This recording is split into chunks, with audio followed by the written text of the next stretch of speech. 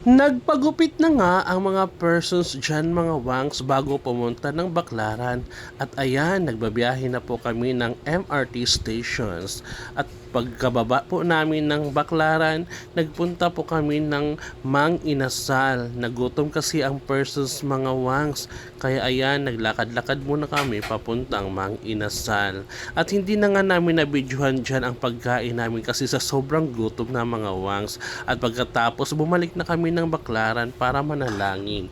Sabay-sabay po tayo manalangin mga wangs.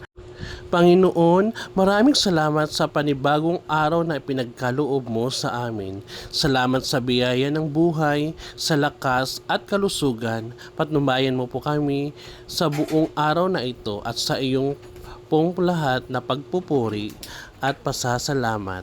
Maraming salamat po. Amen. At pagkatapos po namin magsimba mga wangs, hindi po mawawala ang ating pagsisindi ng kandila para magpasalamat sa buong may kapal sa ating biyayang natatanggap ngayong taon at sa darating pang taon mga wangs.